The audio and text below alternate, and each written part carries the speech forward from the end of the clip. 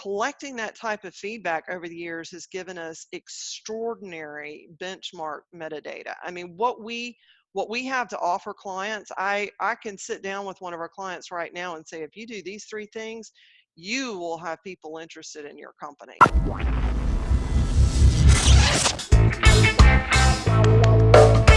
Hi, welcome to Control Talk, your smart buildings videocast and podcast for the week ending February 23rd, 2020. This is episode 351. We talk about all things HVAC and smart building controls, or whatever heck else, and whatever else we want to. I'm a little under the weather today, folks, so you have to bear with me. But I am joined by your co-host and mine, the man, the myth, the legend, the one, the only, traveling wheelbarrow, secret agent man, Kenny Smyers, the control man back in Pittsburgh. Kenny, what's up, big dog? I don't know. If you keep making that introduction so big, I won't be able to get my headset on my head anymore because it's being inflated. Now, I'll tell you what, a lot going on. I'll tell you, I just did get back to Pittsburgh.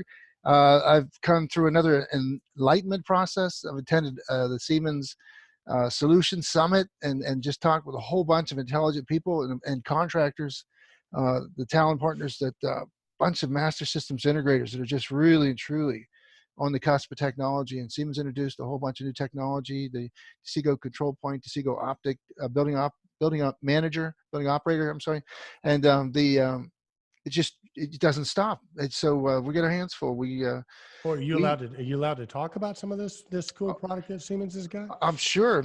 I mean, the first one I think that hit me square in the reality, Chin, was that the building operator, that 92% of the buildings are not connected. So I was reading DOE and had, just some alarming statistics there where we're wasting so much energy, and then, we're not getting it better. We're not making inroads to solving it. We have the technology, and now we're working on getting the people, but to make the technology more available, and to be dealing with the hardware, minimal hardware necessary, secure environments, cybersecurity is tricky. Doing the, cloud application when it makes sense, and the edge application when it makes sense, and then having the ability to do both. We've seen Honeywell come up with the LCB Connect. We've seen the Verisys by Johnson. We know that Schneider Electric has StructureWare, and they've got an awesome thing. And Distech, of course, has myPersonify. I mean, this new technology. And Siemens is coming up with they have a cloud application called MindSphere. And then one of the most cool things I saw on cybersecurity breakout was that today's security is not tomorrow's security, saying how the strides that you have to have a continuous program, a methodology, a practice. Otherwise, you're going to be caught like Windows 7. I hear a big cry in the crowd coming up with Windows 7's a dead end island now of technology. Remember, John Sutlitt said, you got to make sure as a responsible steward of your community and your building, especially if you're the facility manager or the integrator, you cannot let that beached technology now create an island of technology we can't get past it. You didn't make the provisions to move on to the next levels, but just the facts and figures. So you had this building operator. You had the Seago optic, which is Fin 5 based. So they're really. Did you see Jason or Scott Mensch out there? I saw Scott Mensch. He did he's getting really good at it. He's been doing this for 8 years, 10 years. I don't know how long, but particularly with Fin now, I think they're in their 8th year. And they've made it so it's available on a scalable level, which I think a lot of people thought at one time it was the big enchilada. It was a big buy-in. It was the second version of Niagara. And the important things that they talk about is it plays friendly with Niagara, but it's not Niagara. It gives people options. There's still Siemens is really still very solid Niagara OEM partner, and they've got a lot of business that they're absolutely determined that they're going to continue to support successfully. Wi-Fi is coming out. There's going to be another version and another complementary set of Wi-Fi sensors and controllers. They've got a rooftop unit thing that's looking at their climatics. Is another RTU specific solution where you get the monitoring, and it's a very, very low cost option. So to the point that there's so many buildings out there that don't have 92% of the buildings are not connected. Now think about that for a minute. That's extraordinary.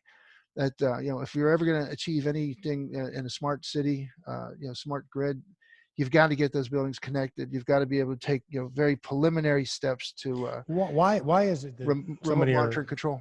why is it that so many are not connected? Is it just a cost factor too expensive up to now? Probably, and then the components, the elements of enabling it, of actually executing the thing, it has to be contractor. Yeah. Somewhere along the road, you've got to have those intermediaries. We're experiencing disintermediation where they're absolving channels, or they're taking the people in between, the intermediary parties, and so. But you need contractors that know what's going on. You need distributors wholly engaged, to support that process. And then you need the enlightened building owners and facility managers. So it's a there's multiple dimensions there, and you have to be successful in all of them to really make to really move the needle into that 92%. Cool. But that Well, what no, it it was means, Eric. One go thing ahead. I'm sorry. The final thing is the opportunities are there. In other Yeah. words, this has never been a better time to get into the business we're in. I mean, you just got to change your tools. Maybe. Well, we had a compliment to your point about the fact that, remember last week we talked about the fact that, if you've tried to eat in the same place in the trough, you're probably going to be disappointed, but the trough goes on forever. You just have to move down a little bit. We had a couple of comments saying that was a great analogy, right? And I think it's what you're saying. The opportunities are pretty much infinite right now, but they're just not the same opportunities you've been playing at. Right. I mean, and then there's just the technologies that are there are within our boundaries. You can get as complicated as you want. In other words, if you're doing an enterprise level, vertical integration, if you're that's the market you want, you have a very great opportunity to get the right software and hardware to do it. If you're an intermediate player where you're working on maybe the light commercial up to maybe 100,000 square foot or 50,000, however you want to quantify that, there's another set of tools now, and then there's the ability to take whatever is there, whatever legacy is there, so as long as you got BACnet and you can drill down into those BACnet networks, you can bring the information into a centralized You can remote monitoring control. resurrect the information and bring it in. Pretty cool. Right. Stuff. Well, I mean, you're seeing some really interesting things from outside the industry. You've got people taking a look at how they can do that. Switch automation. You've got right. Some really good stuff out there where they're agnostic because We all need they to get want her. is We the need to data. get her on the show from Deb Switch Noller. Automation. Yeah. Well, I think. But hey, listen, dude. Let's talk about the important stuff regarding that meeting real quick. We'd be remiss if we didn't talk about it. So it was in San Diego, Southern California, right? Right. It was in Carlsbad, a beautiful facility. Yeah, we know La Costa Carlsbad. Resort. Jim Young lives there. So what did you guys do for fun? Oh, they had something going on just about every day. We actually had a chance to go golfing. We golfed at Torrey Pines. The people that were inclined to golf. Wow. And, how much money did Josh Feldman win? Josh Feldman is an excellent golfer, and I actually played one of my better rounds. Didn't lose a ball, which I was last time I went on one of these golf outings. I lost 12 balls, and I was embarrassed. I had to borrow balls off of people because I kept hitting them in the water, good or bad, left or right. I didn't lose one ball. I hit everything down the middle, kept straight. Of course, I was 30 shots over par, but I had a great time and just a beautiful scene. I had 3 holes right on the coast, so. Dude, all this technology, nobody can come up with a cure for the common cold or the flu, man. I tell you, I've been sick as a dog all week, man. I literally been crawling around on the floor. It was that bad, right? Wow. Just no energy. But so if I don't make sense today, I'm still recovering a bit for our audience out there. But Kenny, we have an amazing guest, Kenny Smyers, man. We've been talking about some serious problems for a while in the industry that have to do around the fact that people are leaving the building. There are not enough people coming in to fill the jobs that are leaving. Where do you find good people? How do you find people that are trained? And then on top of that, how do you get people to work together? Well, our next guest, Kenny, she solves all 3 of those problems with her company. I am so thrilled that she's agreed to take some time to speak with us today. How about introducing her? I'd love to, Eric. Yeah, we got somebody really special. We have Melissa Boutwell. Melissa's a LEED AP and OEM, and that's some very high concentrated suffixes of professional expertise and experience. Melissa is an expert with many years of experience deep into the world of data acquisition and supervisory control. Welcome to the show, Melissa. Welcome, Melissa. It's great to be here. Thanks for having me. Well, we are so excited to have you. Listen, to read your LinkedIn profile is just unbelievable. So if you don't mind, walk us through some of the stuff you've done along the way and sort of walk us how you got to where you are today. Well, I think like a lot of us, I kind of fell into the world of automation and control systems accidentally. I don't know very many people that purposefully were targeted on this career field. And the way I came into it was trying to solve a particular problem at the company that I worked for. You can kind of put my career in three buckets. The first is working for the owner that has a particular need to deliver a certain result. And we used automation systems and control systems to be able to do that consistently. And I just fell into it, learning how to do that to make sure that we could deliver promises to our clients and do it successfully. The industry that I did that in was in manufacturing, and we were at a great opportunity right at the late 80s, early 90s, at the beginning of the AIDS crisis, and hospitals and doctors' offices trying to deliver medical exam gloves. It's hard for some young people to realize that you could go to a dentist office back then and they didn't have gloves, and we were ramping up fast, needed people like crazy, and had a unique process. And we found that to do that, we had to have some very specialized training, and you can't go out and hire somebody to come in and teach your specific process. So we had to learn how to do that well. And when I didn't want to move overseas and work overseas in manufacturing, I went into utility integration and applied some of those skills for small to mid-sized utilities, and learned a whole lot more about developing and serving the client from that respect, and then went back to the owner.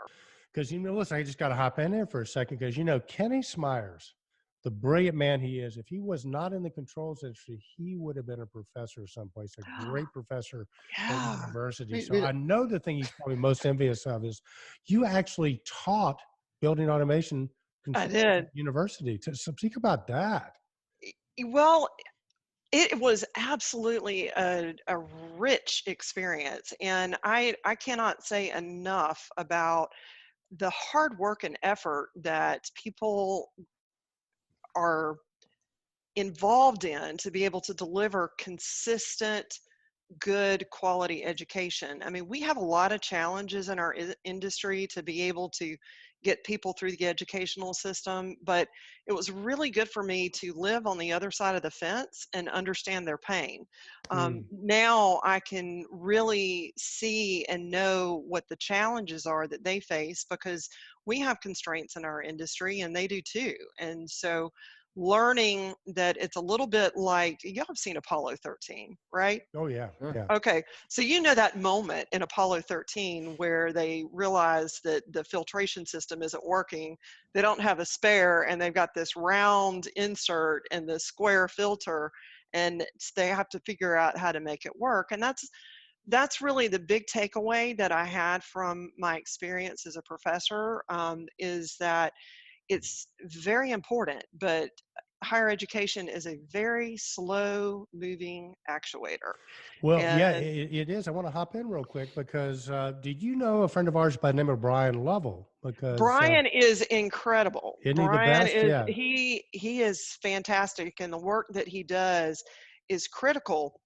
And he's out there kind of slogging it out with the machete through the wilderness, trying to help these programs get set up all over the country. And he's knee deep in the constraints and the challenges that they face. But then that's on a macro level. Then you Right. look at it on a micro level, and you have people that are instructors that have to manage the classroom and all the other demands and be able to do it well, trying to stay up with technology, trying to stay up with employer needs. And the big difference that I learned was, unlike a corporate classroom where everybody is hired to fill a particular role, in a university setting, you got to deal with whatever comes in the door. I Right. mean, I had people in my program that the decision to join our program was a choice between that and buffet management. Oh They my were going to gosh. go, thought they were going to do restaurants, but this sounded interesting. Right. So, Well, and I think the first thing, and this is when we sort of look at, the problem we're talking about, not enough people to fill the jobs that are leaving. And I think what Brian has really championed, Brian Lovell, is trying to get building automation controls courses accredited in schools, Hmm. degrees credited in the schools. So if we can get people educated coming out of college with a degree in it, that helps get some of the right people on the field. And agree or disagree? I agree, and I think in many ways Brian is like a protocol inverter. I mean, he normalizes the communication, because of the biggest experience I had going into the educational setting is that with my very operational background, I didn't necessarily fit. I have a very, get it done, deliverables kind of, point of view on trying to get things accomplished. And it was very difficult to kind of adjust and understand how the processes are so different than what we experience in our day-to-day world. And Brian really is providing a very important normalization service on both sides of that equation. I sat in meetings a couple times thinking, gosh, this is like trying to get BACnet and Profibus to communicate. you know?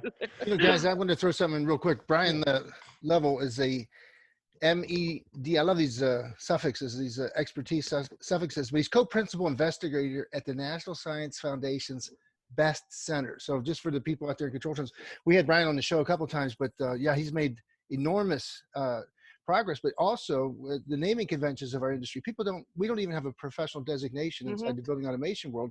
And Brian fought real hard to get that NAICS designation for building automation, so that we actually are recognized as an expertise. So yeah, he's done a lot of the real foundational work that leads to our industry being recognized first by the federal government, in terms of Right. a classification. He's That's right. awesome. He's awesome. But Melissa, I think what part of the reason I bring this up, and I think it's a good conversation, is it sort of gives some background for you, because we're eventually going to get to what your company does and how you're solving a myriad of problems with your experiences, right? But among other things, you understand the bureaucracy of getting the people educated to come out of school. You probably also got a pretty good feel for what the younger people coming out of school are like. So when you go to Oh, wow. Yes. an organization, you have younger people that are there. You realize from firsthand experience, what maybe motivates them and how to communicate with them in such a way to get better results. Yeah, I think that's really the essence of the third bucket, Eric, is that, for just a personal background, I am the proud mother of four, and am so blessed to see our kids grow and become really interesting and well-adjusted adults. And we have such an opportunity to take advantage of the unique parameters. If we think about this from the standpoint like what we do in our industry, these individuals have new and different parameters that they're using and evaluating. It's like what Ken talked about at AHR, born again connected, and how he was talking about, how these digital people are thinking so differently than the way you and I did when we first entered the workforce. So watching that firsthand, we were able to really understand what they responded to and what gets them engaged. And I had an opportunity to go to professor school. I studied assessment strategies and how you assess whether or not your outcomes are actually coming for about 18 months. It was extraordinary. It was a really good experience for me. Well, that's really exciting. Again, I'm fascinated because, okay, we're dealing with some of the most important things in our just first few minutes here. We've covered, again, your great background and why you're so good at what you're doing is that you've got that real experience. You know how things work. You know the SCADA systems. You knew what people needed. And you were solving specific problems, and that would be maybe a micro level. Then you got into a larger the smart grid thing with utility integration, which is bureaucratic plus or Mm. bureaucracy to the 10th power. And it's Yeah. so hard to get anything done, but you're watching a big ship move through a very important part of its course, its journey, and then to bring the people on board that can make the things happen. Because again, we track Controltrends, tracks what's going on in the industry, solutions, people, products. But the most important thing we've had is a crisis in bringing attention to our industry favorably to draw the talent that's out there. And some of the big things you just said, again, the digital world is not a world known to us. It's something we had to learn as a plus, Hmm. and some of us don't really have a good knack for it. We don't understand the basis of attraction for a young mind that is looking for its future, And so Hmm. having this conversation is very important, because I think we're becoming digital, not natives, but we're immigrants to the digital world Hmm. with our iPhones and whatever. But now we're coming into developing teams and partnerships so that we can make several things happen. Business has to be successful; they have to make profit, and so that's a very important aspect of it. Two is we're stewards of the environment, and Oh yeah. we're not doing a good job. We were just at a meeting out there in California at Siemens Solution Summit, and it's saying 85% of our buildings are underserviced with technology. Hmm. In other words, we're wasting energy, and Hmm. it's almost a crime. And then get cities like New York that declared a crisis or joined that crisis movement, and they're going to start punishing. There's going to be a punitive measure against owners that don't take measures, concrete measures, verifiable measures, transparent measures to get on track with becoming more energy efficient. So I think what you're doing is critical. And to Eric's point, how do you get the good young talent and then motivate them, or understand how? I guess motivate is even a bad word now, because you have to assume. We Hang on, assume Kenny, man. it's You got not me. You got me politically really correct. scared, man. All this talk about punishment and all. So, all right, No, Melissa. punitive, punitive. That Yeah, means you pay money. It's a fine. yeah. Well, I'm going to push back a little bit though, and just say, we've had a lot of conversation over the past 5 years about, engaging and motivating millennials and Generation Z and, all of those. But I, I'm old enough that I'm like right on the borderline, depending on whose measurements you are. I might be a baby boomer or I might be a Gen Xer, but I remember that when we were coming out into the workforce, people were saying we were lazy, and there's not a lazy fiber in my body, And so I think that sometimes if we look at this to just like we do the systems that we manage and monitor, I mean, we know that we can't run integrated systems in our buildings without getting the right inputs into our system to know how to make things flow. And if we think about the people coming into our talent pipeline, we've got to learn to focus on the energy systems within them that are going to get them to flow through this career path. I have spent my entire career focused on flow systems. It's all about flow. It doesn't matter what process you're working with, everything's about flow, whether it's chilled water, electrons, sewage, it doesn't matter. So if we take those things that we've learned over a lifetime and we turn them back on ourselves to ask ourselves those practical questions, what would that look like? And that's what our company has done. We have the best team. I will say that the people that work day in and day out through what we do for our clients are the most extraordinary people. But it starts with precisely defining the problem. And for us, we can't fix everything. We can't fix politics. We can't fix bureaucracy. We can't fix the educational system. All we can do is focus on the needs of our clients. And our clients have a very specific issue that they've got. Their core business is impacted. They cannot get to all the business opportunities they have available to us or to them because they've got key positions that are going vacant. And they're going vacant because there aren't qualified people to fill them. And sometimes it's that they perceive that they're not qualified when they might be potentially good candidates, but they don't have a way to diagnose that. Or it may be that they're truly unqualified, but they've got the right character and work ethic and could make a good employee if they got transformed into the opportunity that they truly are. So, and it seems like part of what your company does is you know how to have these conversations. I mean, mhm, it sounds simplistic. It doesn't really sound simplistic. It sounds very difficult actually, but mhm. I think what I'm saying is I think there's layers of sophistication based on what I've discerned from what you guys do, and actually talking to a couple of your clients that you guys just create magic, and you're able to have conversations with people that maybe I can't have with my employees, but you're able to have them in such a way that you're able to pull the best out of people and get them to work do better on teams and everything else. Well, I want to make sure that, as a scientist, I don't want to oversell what we do either. So, what we have committed to is to have the courage to look at the process of developing people and know if it's doing any good, and fix it and tweak it as we go. The way we do that, you can think of us, ASP is like a master development systems integrator. We are exactly like master systems integrators for the systems that we put in and install.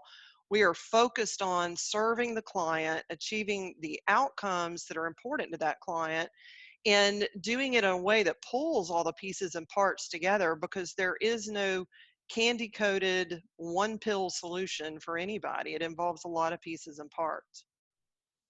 Well, it's really, really good. And I just wanted to reiterate to the Control Trends community that ASP stands for automation, strategy, and performance. I think we may have failed to bring that to the forefront. That's the name of your company's automation, strategy, and performance, ASP. So that is really cool. I just wanted to bring that Yeah. up.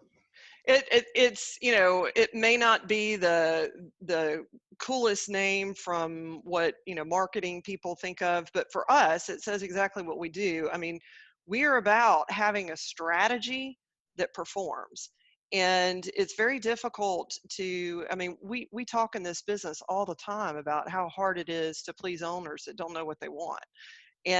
But if you have an owner that really knows what they want and know what that outcome needs to look like, you can help deliver an experience to them that is just extraordinary.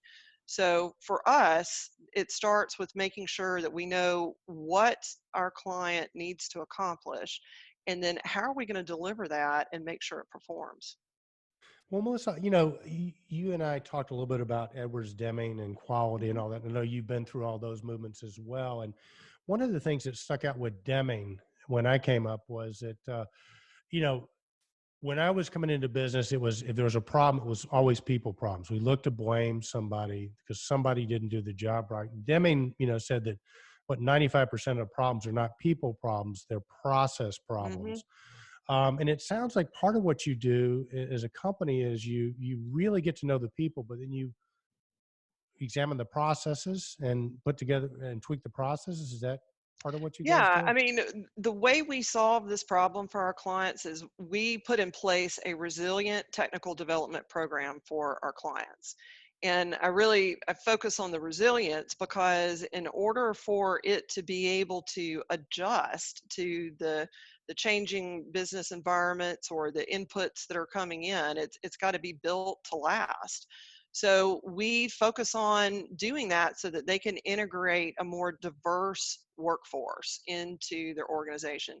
One of the things that I talked about in my session at AHR, I mean, we had a packed room. It was so it was such a great group of people. We had a lot of exchange, and we have 8 million men are going to be retiring between now and 2030. And I asked the group, why does it not matter that we have that many women retiring too in our business? And we don't have a very diverse workforce right now. And we've got to figure out how to have a more diverse workforce. And it's not just on gender. It may be that it's highly concentrated in people in a general age group or that have a specific perspective. We might have only looked for people with mechanical background, or might have only looked for people with an electrical background, but increasingly we need IT people. We need, people that have different types of skills. So how do you get a diverse workforce that has a lot of different characteristics and turn them into the team that's going to help you win? That's why you need an integrator like we Okay. are for people. Gotcha. So Melissa, I guess as part of it with your background, do you also help people find qualified candidates? Well, I tell you how we are not a recruiting firm. There are a lot of great recruiters out there. Our role is to be the missing puzzle piece in the middle. We want our clients to be empowered to hire from a wider population of candidates and to get innovative and get good people in the right seats on their bus. But the way we help with that is, I mean, it takes a lot of work to have an effective, a reliable, and a sustainable training program. That was one of our clients came to me and he said, that's what I really want. We've tried other programs out there. We've tried solutions. We've sent people all over the place. I mean, you got just take a good example, a shared experience, Eric, is Stromquist. Y'all provide um, training for Niagara, and one of our shared clients, we sat down 9 months ago, and there were two candidates. They needed to go through the program that you guys offered, even though that we had some Niagara training that was more for entry level. There were reasons why we recommended it was better for those two people to come attend your program.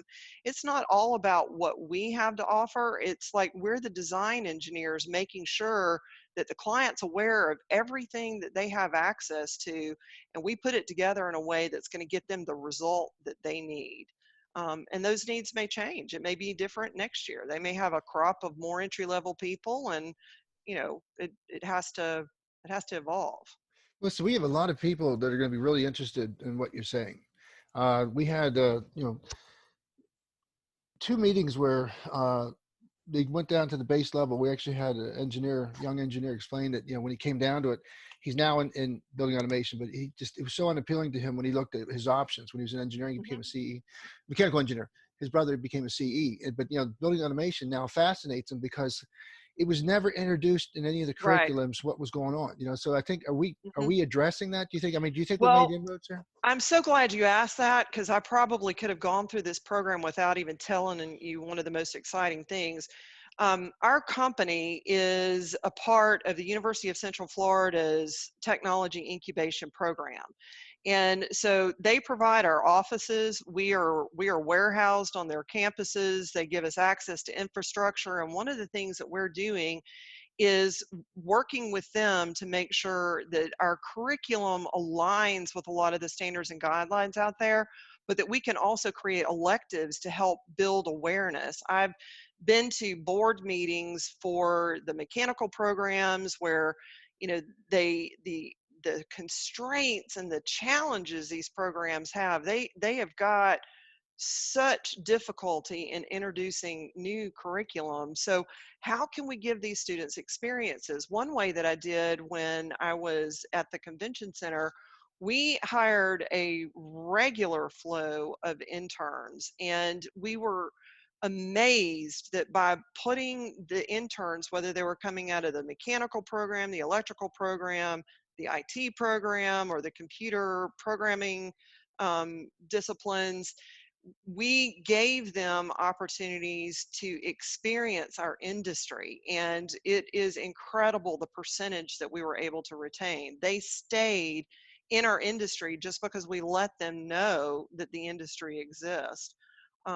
One of the young ladies that's on our team, she had gotten all the way through, almost had finished a master's in engineering, and had absolutely no idea that this industry even exists. I mean, for Bingo. her, I mean, she just had no clue. And so an example of how we help clients, some of the things that I discovered when I was a professor, we had these great recruiting events. We would set up the opportunity for people to come in and do speed interviewing with our students. And the deal was the students got to participate if they would rate the employers on how interesting their proposition was, how good was the offer, and not offer of a job, but how interesting were they as a place that you might want to work. And we had employers give feedback on how hireable is this candidate, what do they need to work on.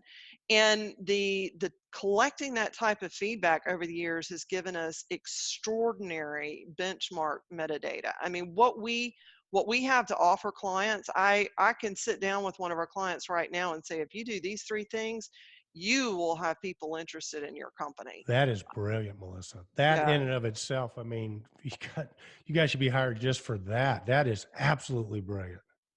And I think one of the most important things that employers need to hear is that young people are not making decisions first for money. Money is important, but that is not the primary driver for why they align with a particular herd.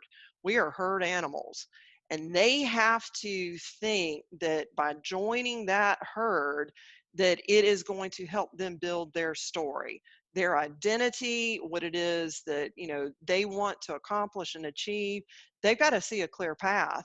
And because our industry is so overworked, I don't have a single friend that has tons of extra free time. I mean, we're just killing ourselves.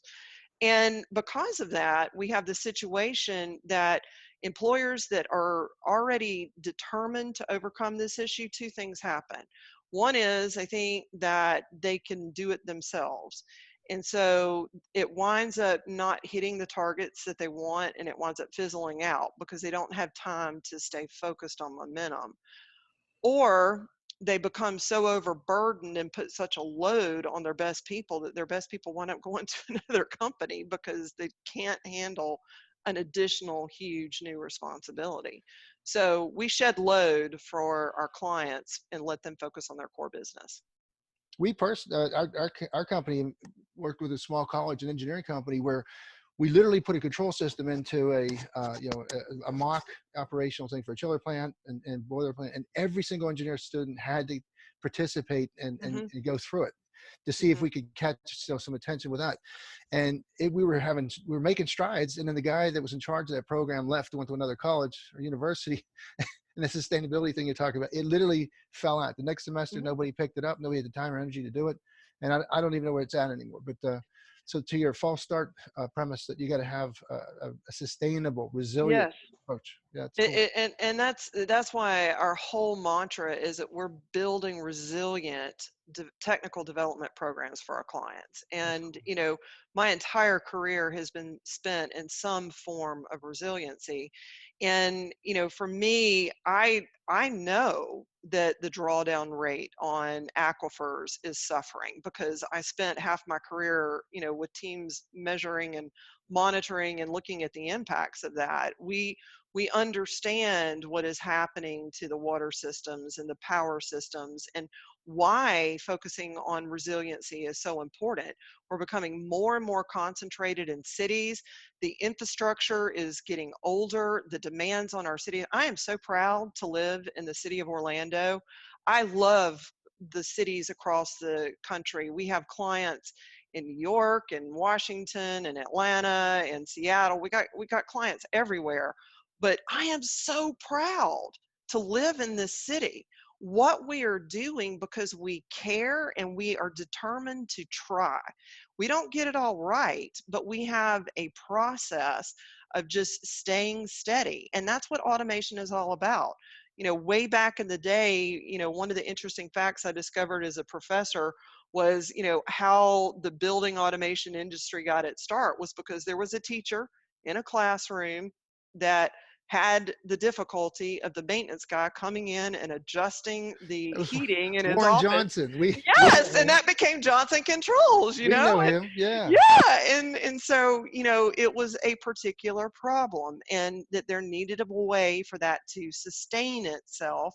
And so if we take all this that we've learned and we focus it on ourselves and we're willing to look at our own hypocrisy. I mean, we have a team meeting every single Friday and it's, did we do the best we could for our clients? This past December, we gave our clients a video report that told them what we thought we could do better. And, we set out to achieve certain goals. And, did we do it? How did we do? Did we make the impact that we wanted to make? And for me, it's got to be a long-term process to make sure that our clients achieve success. I can't make sure that everybody that listens to your show, is able to solve their, labor shortage, but I can do something about my client's problem. Well, And yeah, and I'm wondering too, Melissa, it sounds like once you start working with somebody, because again, I've talked to a couple of your clients, it's not, they don't let you go. So how are you handling your problem of supply and demand and great question. Yeah. Well, so y'all have so many people on this show that are just really brilliant experts in a lot of different ways, and I just am happy to hang out with this bunch of people in this industry. But the one thing that I am really good at doing is figuring out how to get what most people think is impossible done. That's what I am best at. And so Okay, well, I listen, I made a let's stop right there. All right, Let's three secret steps to making the impossible happen. Go, Melissa. This will be the whole show. We're cutting everything else out. All right. The first is you have to be very specific about what it is that you want the outcome to be after having done the project. What is it that you are trying to accomplish and why? If you don't start with why, you are never going to maintain momentum. I mean, this morning I should have gotten up and gone for a run, but I didn't because my why wasn't focused in my head. And we all start programs, whether it's a training program, a weight loss program, whatever it is, it's sustaining it to completion that's the issue. So that is the number one thing. The second thing is that you've got to have the right partnerships, and you've got to have people with diverse sets of skills that look at things differently than you do. If you don't have people looking at issues from a variety of perspectives, then you're going to come out with a product that does not deliver on those outcomes.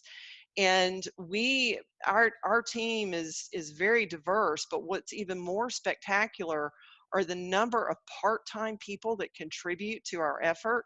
We have people that work for the top vendors in this country, and different people. We've got a guy that I can't believe how much effort he puts in after his full-time job.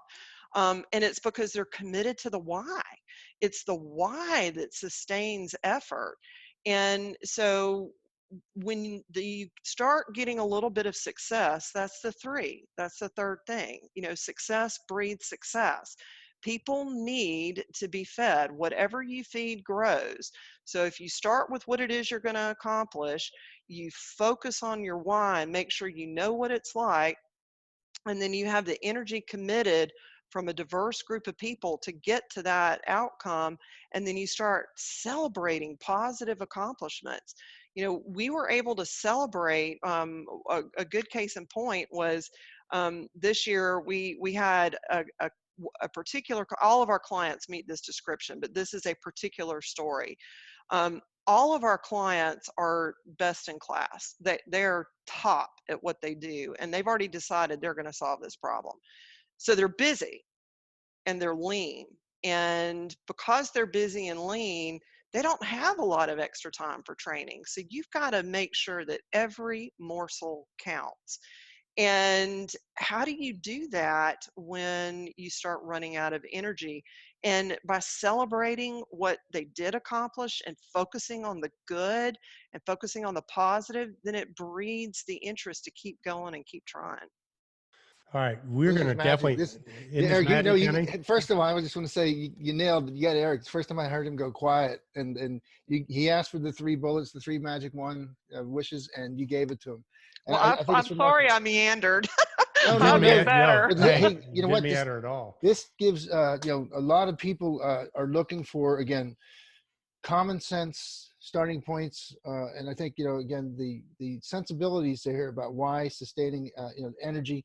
It's about the story. It's about people evaluating where they're at in that story. And some of the people that we talk to on an ongoing basis, even ourselves, is that we hold true to that old dictums and we don't change.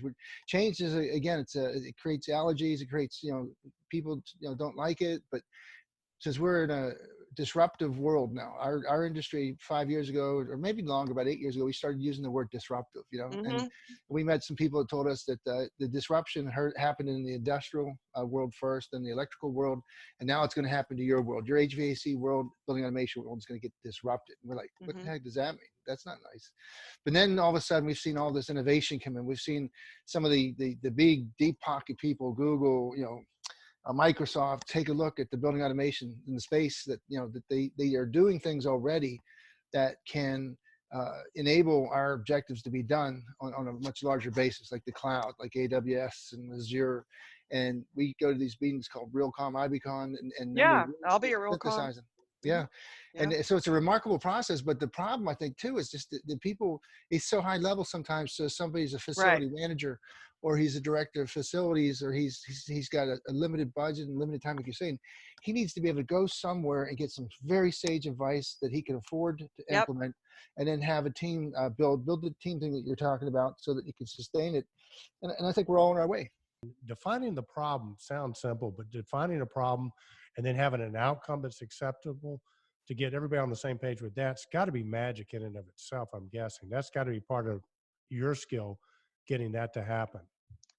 Well, it is, but it's also very much a collaborative and team approach. You know, I'm blessed to be here talking to you today because of the people that aren't here talking to you today. You know, it's not all about me, but it is really important to really focus on that client, because it just like the secret to being a great distributor. I mean, you guys know that to be a great distributor, you've got to be focused on the needs of your client. And sometimes that means you're, you know, half parts house and half shrink. You know, it's not all science. Sometimes it's Right. artistry. Well, there is that, but then there is also the statement that I've been accused of a few times, which is you're succeeding in spite of yourself, not because of yourself. So, Right. right, so, and Yeah. that's where, and that's where I'm getting to the point that there's the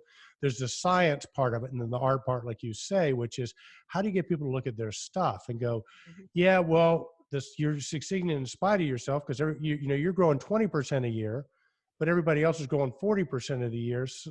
40% a year in this economy. So yeah, maybe you're not as good as you quite think you are. And how do Well, we, I'll give you an example. So, you know, we all just left the Orange County Convention Center, right? right. Okay, so let me just tell you a little bit about the story about the Orange County Convention Center. If you think about that amazing campus, you know, the people that run the facilities at that organization are the most extraordinary people, because they have a hybrid situation of having to work in a private sector world with all of the challenges and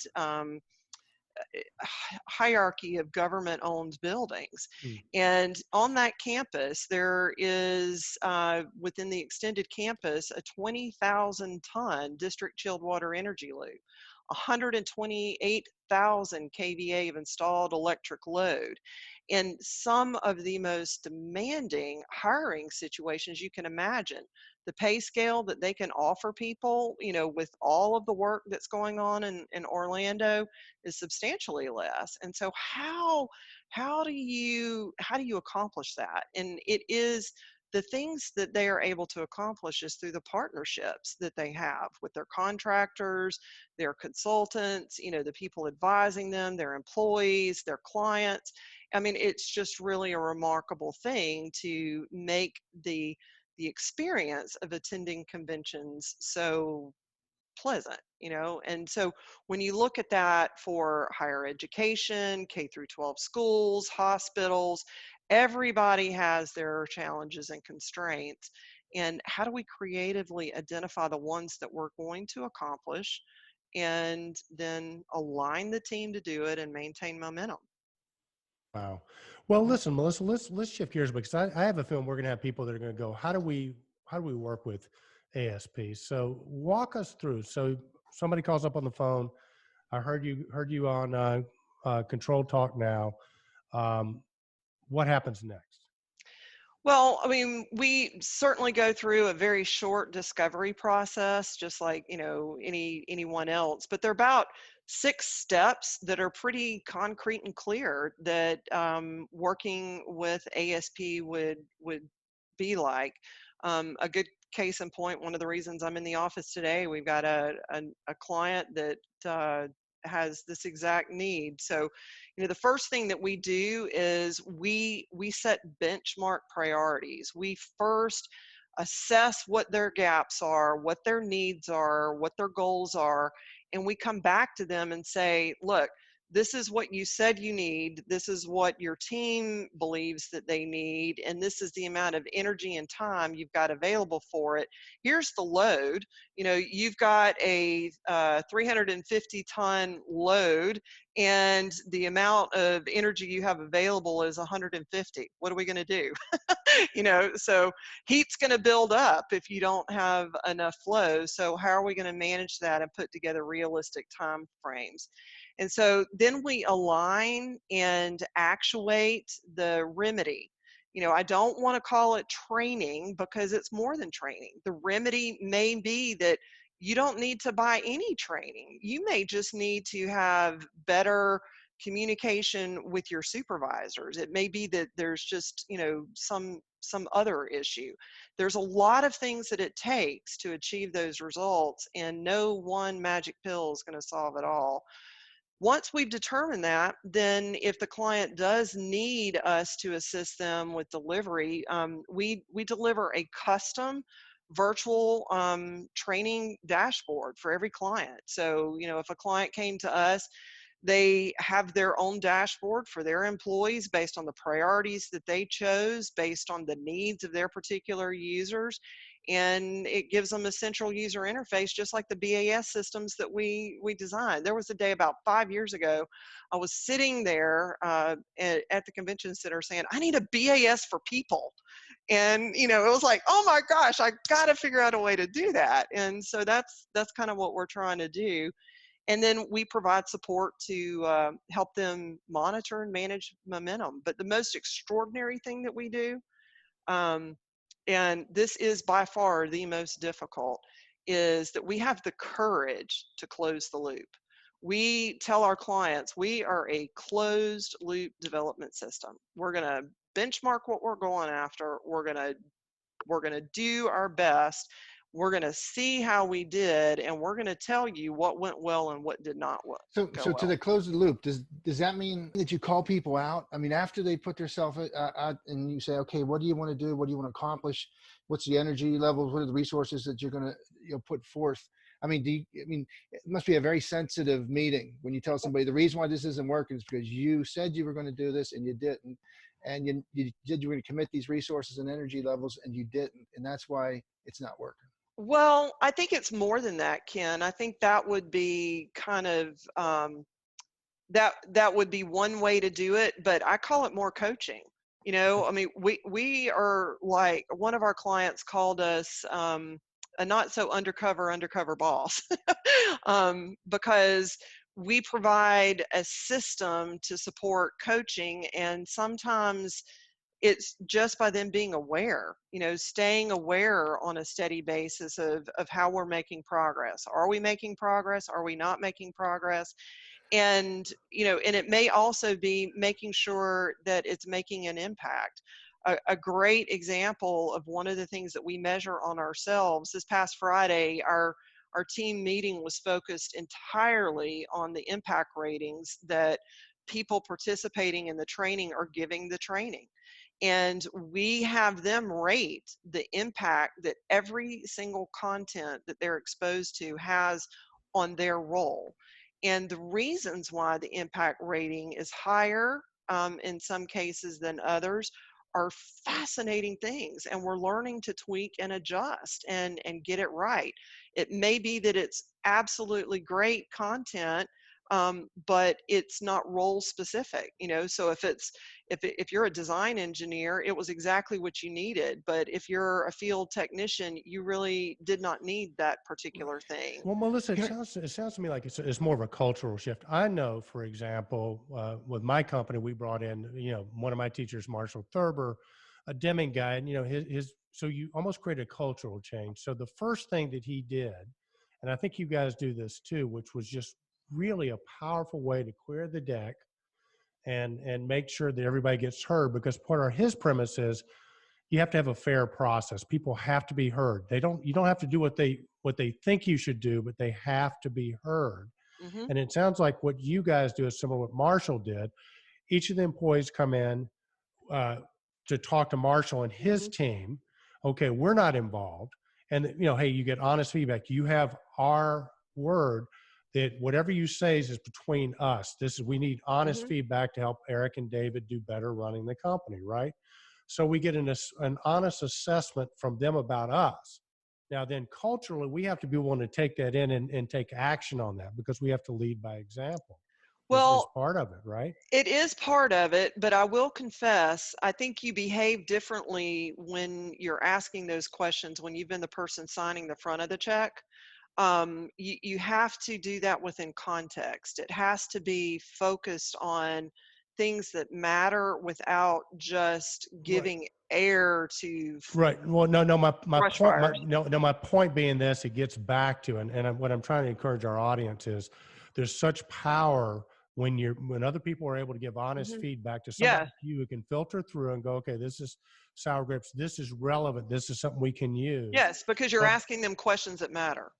questions that matter, exactly. But what I'm saying is that once you do that, and then you come up with a process, because you use the word collaboratory, right? Hmm. Collaborating.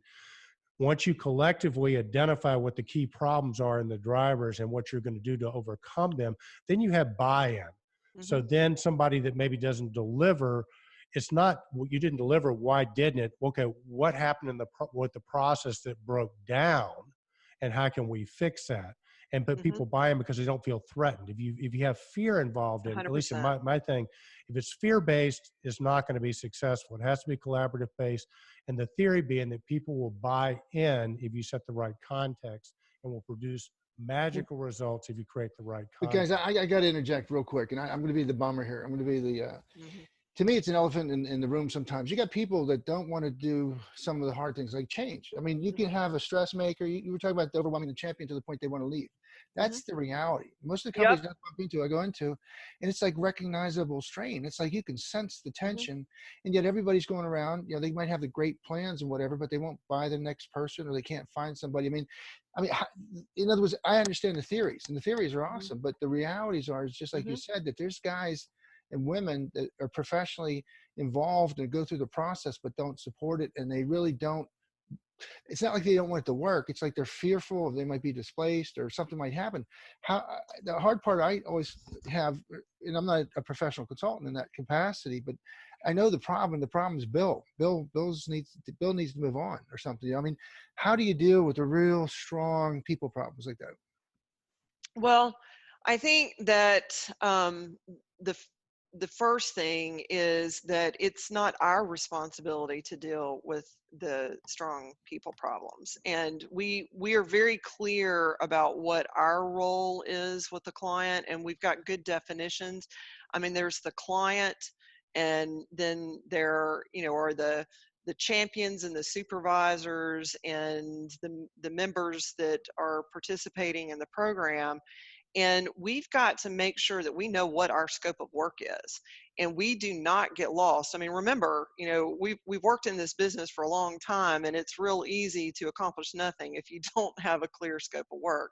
So for us, our scope of work is to make sure that our clients are able to set the priorities for what they believe is important to accomplish within a particular business cycle. We focus on 12-month increments, and then we let them know how we're making progress or not. But it's also important that in that beginning step, there are times when people do not have time to participate in a development program. I had a conversation a month ago with a client that was intending to put a certain number of people through the program. When we went through and did the assessment, I came back and said, we don't recommend that these two people get put through it right now. It might hurt us, but if you're focused solely on, charging by the head or whatever, but it wasn't good for the company or the program because Yeah. they did not have the energy for Right. whatever reason. It didn't mean that they were bad people, but they could not commit an extra set Well, of listen, tasks. I want to hop in here and sort of answer Kenny's question too, having gone through this process and know exactly what Kenny's talking about. I think what happens is a company like Melissa's comes in, they help get everybody clear on what needs to be accomplished. And she just said, sometimes the clarity is, it's unrealistic to think that this person could do this. They give me as an owner and a manager the ability to have the criteria to manage Mhm. the results based on data. It's not personal. Doesn't matter whether I Mhm. like Bill or not. We'll use Bill as an example. Mhm. My experience was that when you have the data where people, and you're clear on the vision, this is the problem we're trying to solve, that a couple of things happen, okay? The Bills of the world typically will opt out on their own, or the rest of the team will go, we can't have Bill around anymore. He's got to go. But you Yeah. have facts where you can go, this is what we agreed we were going to do. No, So but yeah, Yeah. thanks for making it real life. In other words, it was just Yeah. I was if I was sitting and I was listening, yeah, I'd like to say Yeah. that there's going to yeah. be challenges, and some of those challenges become the single obstacle or whatever, and you've dealt with it. Yeah. Your answers were awesome. Yeah. The Well, no, you definitions got of it. Well, and I think a role big part of definitions, the clear scope of work. To me, that's the kind of feedback I like to hear if I was involved right. Well, and Kenny, in I a can program. use an analogy, and this is because we're in our business, we're working our businesses, and as Marshall Thurber used to say, we're not sure who discovered water, but we're pretty sure it's not a fish. Meaning, right? Meaning we're in the work. We can't. I Yeah. mean, we can't. We get blinded. We get blinded by our prejudices. We get blinded by our successes. We get blinded because this worked. We get blinded, like you said, we don't want to change. I don't have time to change. We get blinded by our stressors. So I think having somebody like Melissa's company coming from the outside with a fresh set of eyes. I couldn't agree with you more. Yeah, and so it's Well, not, that's the advantage I see. and I mean, how many times have y'all probably talked about on this program, the importance of, what fault diagnostics did in our industry when we stopped focusing on alarms. I remember the first time I became aware that we had, when I first started at the convention center years ago, we had over 10,000 alarms. I was Yeah, like, you got to be kidding me. yeah, I don't care how good you are. There's no way you can be king of that hill if you've got that many things to look at. So what we did with the limited, amount of time was what are the three things that we absolutely need to know? What are the things that are most important that we need actionable information? Don't give me data. I want actionable information. And what am I supposed to do with that? So we take that same experience, the same frustration that we have all had in this business, and turn it back on ourselves and say our clients are dealing with the same thing, and their employees are too. Their lives are just as busy as the owners' lives. And how do we have actionable information? What are the three things that matter most to you? And it's going to be different. Our client in Oregon has a very different priority than our client in Virginia. They have, are they wrong? No, they're both absolutely right. They're the business owners. But what they need and what their focus needs to be on is completely different. And so we tailor our approach to make sure that they are focused on those results and that we have a realistic objective on what we can accomplish. Awesome. yeah. I love it. It's kind of like you go to the doctor. You're almost like a doctor. You go in and whatever the symptoms are, whatever the goals are, you put together a custom plan for them. But hey, listen, Melissa, this has been so much fun. How do potential clients get hold of you? What's the best website, email address? Yeah, I mean, the best thing to do is just go to our website, and there's a little button on top that says connect. Just hit the connect button and reach out and connect with us. Well, we love it. It's And is very it simple. possible? ASP, Yeah. yeah, it's Yeah. asp-int.com. Perfect. We'll put that in the show notes too. And we would love to get you to come back on maybe once a quarter. This has been such a fascinating conversation, and it could go on for, I want to say hours, but I suspect it could be days and weeks and maybe even years. And I suspect it will. But last thing for you, Melissa, one book you would recommend right now to our Control Trends community. Oh gosh, I love to read. So the thing that rolls off on the top of my tongue for this topic is Measure What Matters. Well, listen, Melissa, thanks again. And Kenny, Thanks, Thank Lisa. y'all. Thank you for having me. Till it's next been time. fun. Yep. What, it's like, I feel like Sherman Hensley on that show. Remember with Jimmy Walker and all that, moving on up to the big Yeah. time or whatever, he gets all the money. We're just getting a whole new class of friends to talk to on the show. Melissa is just brilliant, huh? I I would say that'd be a right word. It's brilliant. And the experience. See, I really love the people that have that, that did their homework. I mean, she's a professor. She worked on, SCADA systems for 14 years, deep, experience in the field that can bring that into intelligent cohesion and then share it and then put a business proposition together and still be committed to, I love the new terminology. I like the new, all those terms and whatever. Some of them are familiar. It reminds me a lot of the, like the intelligent buildings folks, just got a real strong story to help people get organizations back on their feet, pointing in the right direction, and have sustained success. I think, she nailed it with the three hardest things, or that you asked her for the magic wand. I like that when you said, give me the three magic bullets, and she gave them to you, specific, to define outcomes and work hard to try to define those outcomes. 2, create the right partnerships, devise a set of skills, a variety of perspectives within your organization, and then success. People need to be fed success. You need the energy commitment, and then you need to celebrate success accomplishments. People are what they eat. So if you're used to working in a successful organization, then you have a nice, healthy, successful disposition. So after the show, we'll go a little celebration. What do you say? That's success. Let's eat so some Kenny, success. I'm torn here. Should we tell them about it or not? Our community. Should we let them in on this? I'd give a teaser because you're good at that. You want to tease into it because I think a lot of people. Kenny and I've been working on something. We said 8 months ago we were going to have this thing done, and we gave this guy a bunch of money, and he went away. And we're trying to give him a lot of free reign to do what he needs to do. And then I finally call him and can't track him down, and he's sold the business, and his new partner has no idea what we're talking about. So let's just say Wednesday we might have a little new look and feel on the Controltrends website.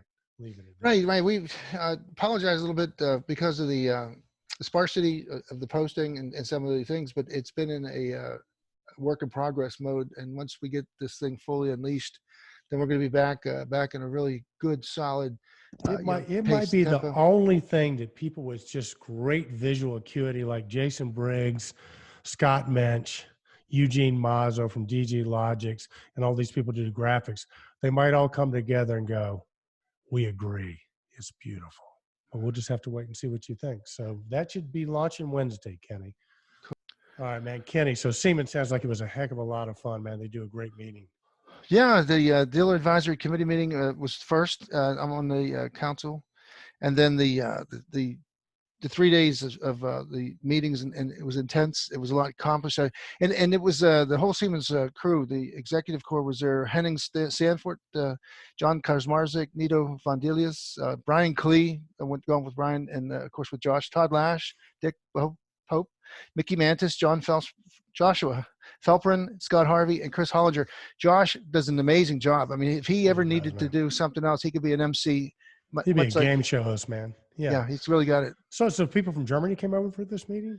Yeah, indeed. The Henning Sanford, bright executive who really has visions about North America, the Americas. They don't call it North America, it's Americas. To the world. Remember how we talked about the currency? The common denominator is our buildings and is our ability to provide the user experience, the occupant experience, to increase the productivity within the space. 90% of our times are in buildings.